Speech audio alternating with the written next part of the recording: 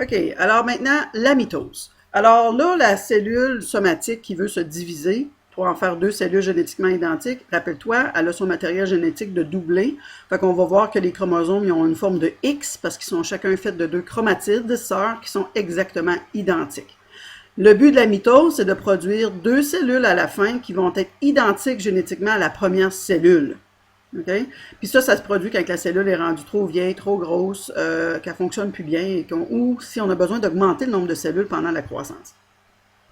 Alors, la première étape de la mitose, la mitose se fait en 4 grandes étapes. P-mat, prophase, métaphase, anaphase et télophase. Puis après la mitose, on aura la division cellulaire qui divise les deux cellules physiquement en deux cellules séparées. Donc, pendant la prophase, qu'est-ce qui arrive? Rappelle-toi que l'ADN, qui est tout doublé, est dans un noyau. OK? Donc, renfermé là. Alors là, il faut faire du ménage là-dedans pour pouvoir séparer ça. Donc, pendant la prophase, c'est une phase assez longue dans laquelle le noyau, la membrane nucléaire, va se défaire. Alors, elle va comme littéralement fondre pour exposer les chromosomes. Fait qu'on peut les voir, les brins de chromosomes, à la fin de la prophase. Là, ça a l'air d'un gros tapon de filament dans le milieu de la cellule. Okay?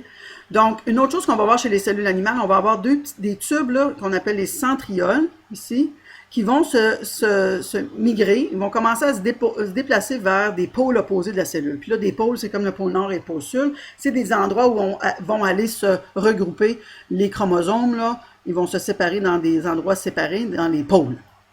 Alors, si on va voir ici sur la figure, OK, que vous avez à la fin. En fait, je vais rester ici sur la figure, là, et vous irez voir les notes par après.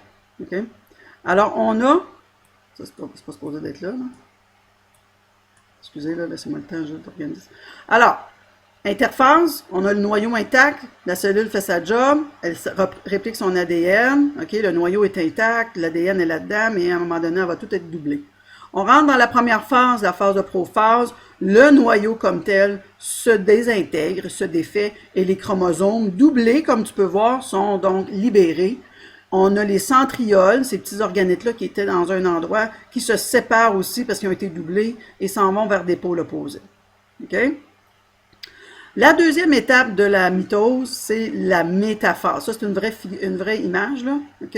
Alors, à la métaphase, c'est une phase très longue pour la mitose, c'est la plus longue. C'est la phase dans laquelle on va réarranger, là. Alors, les centrioles fabriquent des protéines, des fibres fusoriales qui vont venir s'attacher à chaque chromatide sœur, un peu comme le ferait, là, ou ce qu'on peut, comme un filament de pêche, là, de canne à pêche qui va aller joindre ça pour éventuellement... Fait que là, ça fait tout le ménage comme ça et ça l'aligne, les chromosomes qui étaient tous mélangés comme ça, ça les aligne sur une ligne ici, couchée comme ça, OK?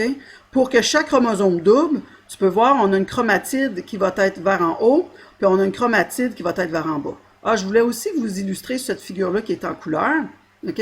Que vous avez deux chromosomes, deux couleurs différentes. Tu vois-tu, tu as un long rouge, un long bleu. Alors ça ici, ça serait une cellule à 4 chromosomes ou 2 paires. Alors, une paire de longs, une paire de courts. Les deux longs sont des chromosomes homologues. Les deux courts sont d'autres chromosomes homologues. Nous autres, on en a 23 comme ça. Fait qu'à la métaphase, méta pour milieu, on place, OK, les chromosomes sont alignés au centre de la cellule en une couche comme ça, placés, pas debout, OK, placés pour qu'une chromatide sœur de chaque chromosome doublé fasse, si tu veux, peut faire face à un pôle.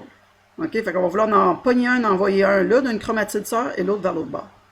Quand tout ça est bien aligné au centre de la cellule, OK, on procède à l'anaphase. Anaphase veut dire séparer. Donc, le centromère qui retient les chromosomes doublés, il est défait et les fibres fusoriales des centrioles commencent à se rétrécir et à tirer les chromatides, OK, vers des pôles opposés. C'est en autre mot, les chromosomes doubles deviennent des brins simples encore comme c'était à l'interphase, puis sont séparés par les centrioles qui les ramènent vers des pôles opposés. Quand on est rendu, là on peut le voir ici, là, la séparation des brins doubles en brins simples.